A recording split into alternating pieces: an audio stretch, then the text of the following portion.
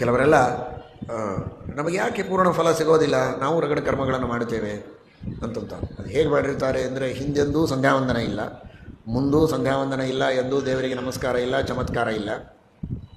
ಯಾವತ್ತಿನ ದಿವಸ ತಾನು ಹೋಮ ಮಾಡಬೇಕು ಅಂತಂದಿರ್ತಾರೆ, ಅವತ್ತೇ ಅಂಗಡಿಯಿಂದ ಒಂದು ಹೊಸ ಮಡಿ ತೆಗೆದುಕೊಂಡು ಬಂದು ಯಾರದೋ ಸಹಾಯದಿಂದ ಉಟ್ಕೊಳ್ತಾನೆ. ಉಟ್ಕೊಂಡು ದೊಡ್ಡ ಕುಂಕುಮ ಹಚ್ಚಿಕೊಂಡು ಮಣಿ ಮೇಲೆ ಕೂತು ಆಚಮನ ಮಾಡು ಅಂದರೆ ಏನು ಅಂತ ಕೇಳಿಕೊಂಡು ನೀರು ಕೊಡೋದು. ಒಂದಿಷ್ಟು ಹೋಮ ಮಾಡಿ ನನಗೆ ಹೋಮದ ಫಲ ಸಿಕ್ಕಿಲ್ಲ ಅಂದರೆ ಯಾಕೆ ಸಿಗ್ತದೆ? ಅದು ವೇದವ್ಯಾಸ ದೇವರ ಆಶೀರ್ವಾದದ ರೀತಿ ನೋಡಿ. ಸತತಮೇವ ಚ ಧರ್ಮಶೀಲ, ನಿರಂತರವಾಗಿ ಧರ್ಮ ಇದು ನಿನ್ನ ಸ್ವಭಾವ ಆಗಿರಬೇಕು. ಹಾಗಿದ್ದು ನೀನು ಯಜ್ಞಯಾಗಾದಿಗಳನ್ನು ಮಾಡು.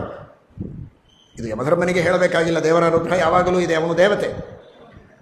ಆದರೆ ಉಳಿದವರೆಲ್ಲರಿಗೂ ಹೇಳ್ತಾ ಇದ್ದಾನೆ ಸಂದೇಶ, ಯಮಧರ್ಮನಿಗೆ ಆಶೀರ್ವಾದ ಮಾಡ್ತಾ ಇದ್ದಾನೆ. ನೀವು ಸತತ ಧರ್ಮಶೀಲರಾಗಿ ಯಾವಾಗಲೂ ಧರ್ಮವನ್ನು ಮಾಡ್ತಾ, ವಿಶೇಷ ಸಂದರ್ಭಗಳಲ್ಲಿ ವಿಶೇಷ ಧರ್ಮಾಚರಣೆಯನ್ನು ಮಾಡಿ ದೇವರಿಗೆ ಪ್ರಾರ್ಥನೆಯನ್ನು ಸಲ್ಲಿಸಿದಾಗ ಆ ಪ್ರಾರ್ಥನೆಯನ್ನು ಪರಮಾತ್ಮ ಮನ್ನಿಸಿ ಪರಿಪೂರ್ಣಾನುಗ್ರಹವನ್ನು ಮಾಡುವುದಕ್ಕೆ ಸಾಧ್ಯ. ಇಲ್ಲದಿದ್ದರೆ ನಿಮಗೆ ಎಷ್ಟು ಶ್ರದ್ಧೆ ಇದೆ, ಎಷ್ಟು ಕರ್ಮಗಳನ್ನು ಮಾಡಿದ್ದೀರಿ, ಅದಕ್ಕೆ ತಕ್ಕ ಹಾಗೆ ಅನುಗ್ರಹ ಮಾಡ್ತಾನೆ. ಶ್ರದ್ಧೆಯೂ ಸ್ವಲ್ಪ, ಮಾಡಿದ ಧರ್ಮವೂ ಸ್ವಲ್ಪ, ಅದರೊಳಗಿರುವ ಶುದ್ಧಿಯೂ ಸ್ವಲ್ಪ, ಆದರೆ ಸಿದ್ಧಿಯೂ ಅಷ್ಟೇ ಇರುತ್ತೆ. ಆ ದೃಷ್ಟಿಯಲ್ಲಿ ನಾವು ಧರ್ಮವನ್ನು ಹೇಗೆ ಮಾಡಬೇಕು ಅಂತ ವೇದವ್ಯಾಸ ದೇವರು ತಿಳಿಸಿಕೊಡ್ತಾರೆ.